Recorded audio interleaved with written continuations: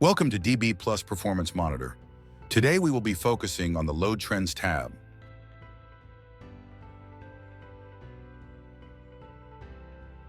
The Load Trends tab allows you to examine database elements with granularity by capturing data in snapshots every 15 minutes. This granularity helps in showcasing and analyzing changes within the database with unparalleled speed.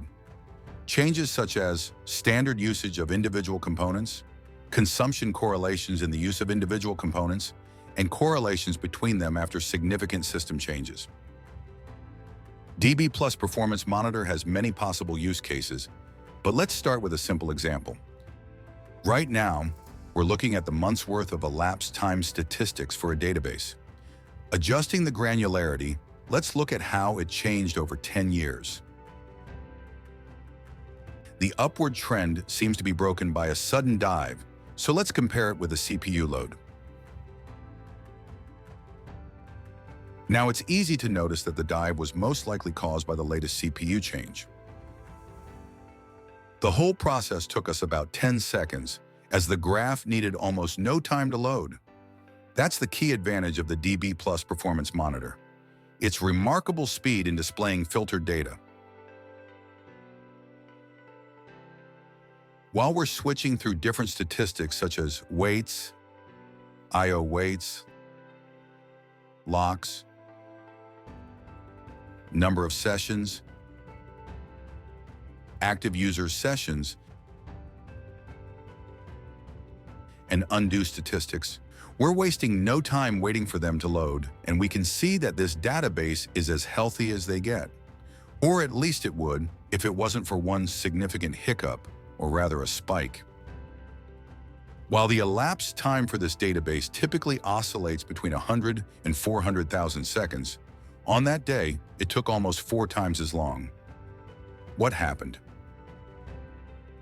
As currently our graph is grouped by hours and displays the statistics spanning 3 months, it may be hard to see everything, so let us limit the time frame to a month.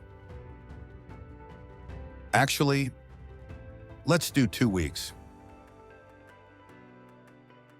And change the seconds to hours, because who has the time to count all that? The information that queries in this database took 352 hours doesn't really give us a hint as to what could be the problem. That's why we'll start comparing this with different statistics, a whole table worth of them.